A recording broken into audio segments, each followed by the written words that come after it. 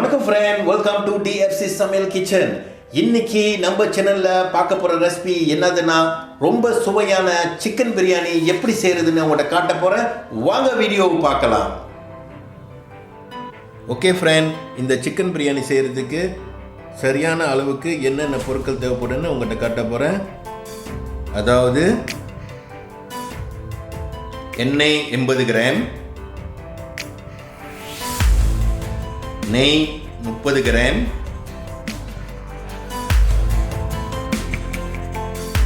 புதினா 25 கிராம், கொத்தமல்லி 25 கிராம்,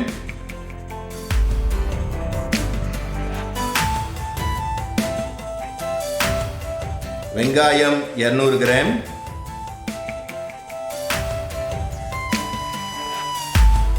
தக்காளி 200 கிராம், தயிர் 50 கிராம்,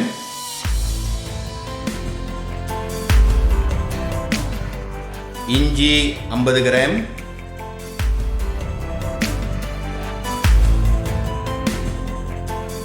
பூண்டு 25 கிராம்,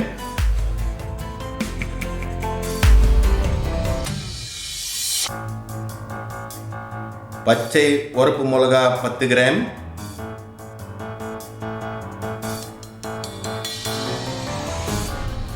மல்லித்தூள் 5 கிராம்,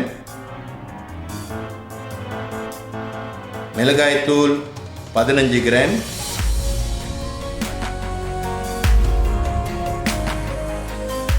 சீரகத்தூள் 3 கிராம்,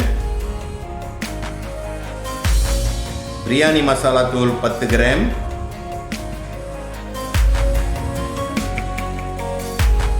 உப்பு 18 கிராம்,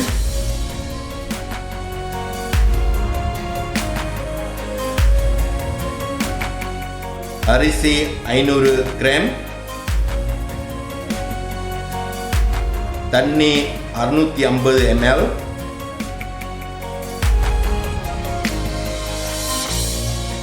சிக்கன் 750 கிராம். அஜினாமோட்டோ சேர்த்துக்க போகிறீங்கன்னா 5 கிராம் நீங்கள் சேர்த்துக்கலாம். இந்த பிரியாணி டேஸ்ட் தூக்கலாக இருக்கும். ஓகே, இப்போ எப்படி இந்த சிக்கன் பிரியாணியை முறையாக செய்கிறதுன்னு பார்க்கலாம். ஓகே, இப்போ எண்ணெயை பாத்திரத்தில் ஊற்றுங்க. எண்ணெய் சூடாகணுன்னு வெங்காயத்தை போட்டுருங்க. வெங்காயத்தை போட்டுட்டு லைட்டாக கிண்டிக்கிட்டே இருங்க.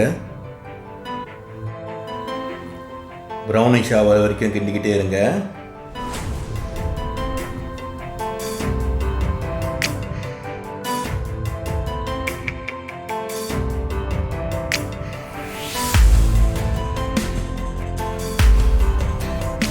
இப்போ பார்த்தீங்கன்னா வெங்காயம் நல்லா ப்ரௌனிஷ் ஆயிடுச்சு.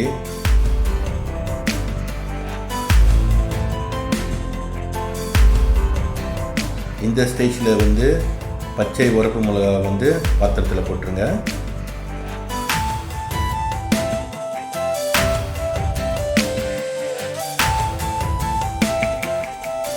லிஸ்ட்டாக அரைச்சி வச்ச இஞ்சி பூண்டையும் சேர்த்துருங்க.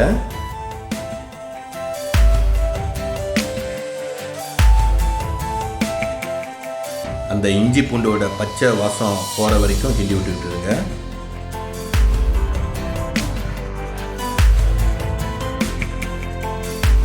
இப்போ தக்காளி சேர்த்துக்கலாம்.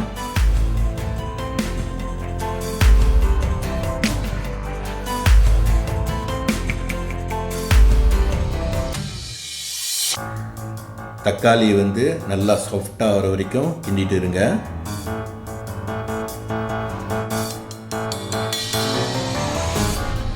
இப்போ பார்த்தீங்கன்னா தக்காளி நல்லா சாஃப்டாகிடுச்சு. இந்த ஸ்டேஜில் புதினாவை ஆட் பண்ணிடுங்க.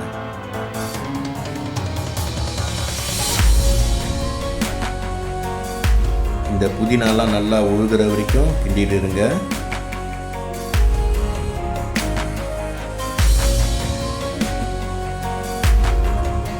இப்போ பார்த்தீங்கன்னா நல்லா உருகிருச்சு.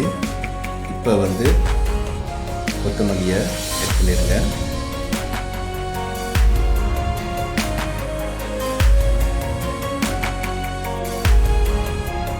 அடுப்பை வந்து லோ ஃப்ளேமில் வச்சுருங்க. வச்சுட்டு லைட்டாக கிண்டிக்கிட்டே இருங்க.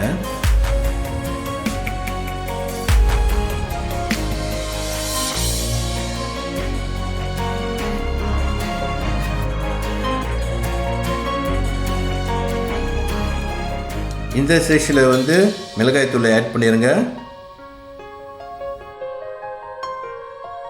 ஓகே ஃப்ரெண்ட், இப்போ வந்து முக்கியமாக கவனிக்க வேண்டிய விஷயம் என்னதுன்னா, நம்ம கிண்டிக்கிட்டு இருக்கும் போது அடுப்போட ஃபயரை வந்து ஸ்லோ ஃப்ளேமில் வச்சுருங்க. இல்லாட்டினா அந்த தூள் வந்து கருகிரும். அதுக்கப்புறம் வந்து நல்ல ஒரு பிரியாணி டேஸ்ட் வந்து கிடைக்காம போயிடும். இப்போ பார்த்தீங்கன்னா மிளகாய்த்தூள் வந்து நல்லா வந்து எண்ணெயில் வந்து வதங்கிடுச்சு. இந்த ஸ்டேஜில் வந்து மல்லித்தூளை வந்து ஆட் பண்ணிடுங்க.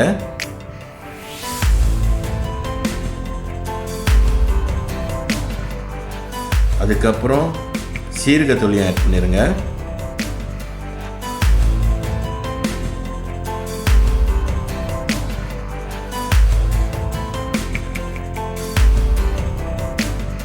அதுக்கப்புறம் வந்து பிரியாணி தூளையும் ஆட் பண்ணிடுங்க. இதுவும் அதே மெத்தட் தான். ஃபயரை வந்து ஸ்லோ ஃப்ளேமில் வச்சுட்டு லைட்டாக கிண்டுங்க. இப்போ பார்த்தீங்கன்னா எல்லாமே நல்லா மிக்ஸ் ஆயிடுச்சு. ஏற்கனவே எடுத்து வச்ச தண்ணியை வந்து அதுலேருந்து ஒரு 300 ml தண்ணியை வந்து ஊற்றிடுங்க.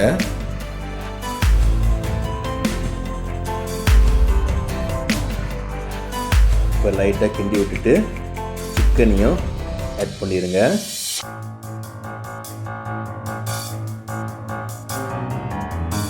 அதுக்கப்புறம் உப்பும் ஆட் பண்ணிடுங்க.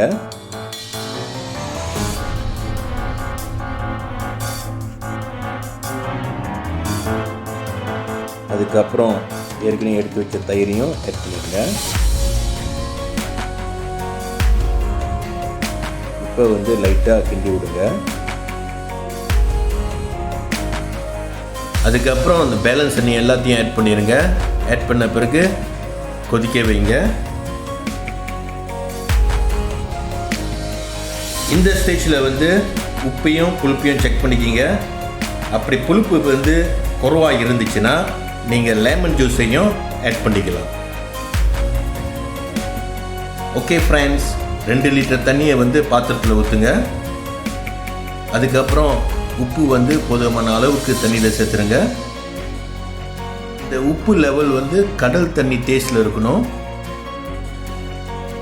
அதுக்கப்புறம் தண்ணியை வந்து கொதிக்க வைங்க.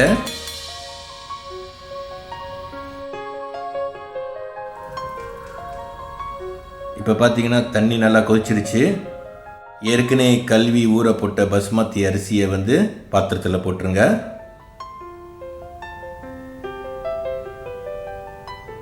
இப்போ லைட்டாக கிண்டி விடுங்க. ஒரு 6 நிமிஷம் வந்து பாயில் பண்ணுங்க.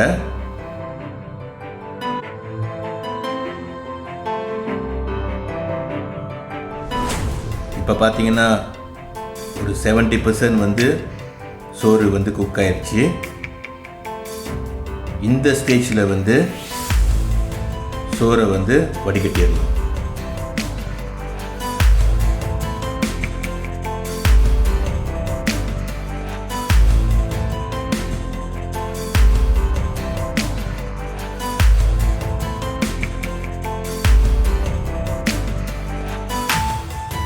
இப்போ வந்து வடித்து வச்ச சோறெல்லாம் வந்து பிரியாணி மசாலாவில் வந்து மிக்ஸ் பண்ணிடுங்க. மிக்ஸ் பண்ணிவிட்டு லைட்டாக கிண்டி விடுங்க.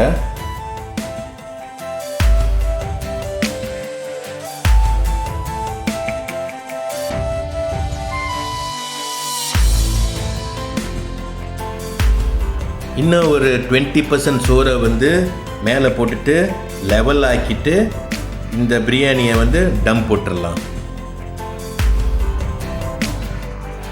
ஓகே ஃப்ரெண்ட், இப்போ வந்து நான் பிரியாணியை வந்து டம் போட போகிறேன். நீங்களும் இந்த குக்கரில் செஞ்சீங்கன்னா மேலே உள்ள ஸ்டொப்பரை வந்து வெளியேக்கிருங்க. 7 நிமிஷத்துக்கு வந்து அடுப்பை வந்து மீடியம் ஃபயரில் வச்சுருங்க. 7 நிமிஷம் பிறகு ஸ்லோ ஃபயரில் வச்சு ஒரு 25 நிமிஷம் விட்டுருங்க.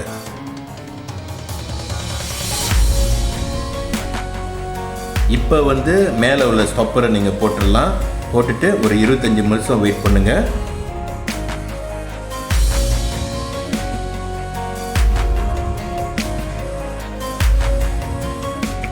இப்போ பார்த்தீங்கன்னா 25 நிமிஷம் ஆயிடுச்சு. இப்போ நான் திறக்க போகிறேன். திறந்த கேட்டால் கடைசியாக வந்து நெய்யை ஏற்கனவே எடுத்து வச்ச நெய்யை வந்து மேலே வந்து ஊற்றிடுங்க.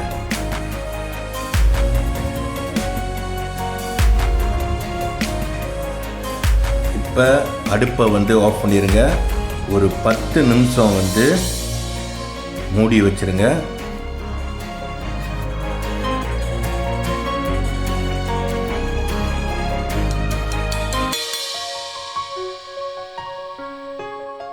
ஓகே ஃப்ரெண்ட்ஸ், நம்ம சூப்பரான பிரியாணி ரெடி ஆயிடுச்சு. வாசமும் மணக்குது. இது எப்படி இருக்குன்னு உங்கள்கிட்ட காமிக்கிறேன். இப்போ பார்த்தீங்கன்னா அடியும் பிடிக்கல, சோறும் வந்து நல்லா வந்திருக்கு. இந்த பிரியாணியில் வந்து ஸ்பைசஸ்லாம் வந்து அரைச்சி மசாலா வாக்கியாச்சு. அந்த பிரியாணி மசாலா எப்படி செய்கிறதுன்னு ஏற்கனவே ஒரு வீடியோ போட்டிருக்கேன், நீங்கள் அதை போய் பாருங்கள். மறக்காமல் செஞ்சு பார்த்துட்டு கமெண்ட் பண்ணுங்கள். இந்த ரெசிபி உங்களுக்கு பிடிச்சிருந்துச்சுன்னா மறக்காமல் இந்த வீடியோவை லைக் பண்ணுங்கள், ஷேர் பண்ணுங்கள், சப்ஸ்கிரைப் பண்ணுங்கள். அப்போ தான் என்னோடய புது வீடியோ உங்களுக்கு வந்து சேரும். மீண்டும் இன்னொரு புது வீடியோவோட உங்களை வந்து சந்திக்கிறேன். நன்றி, வணக்கம்.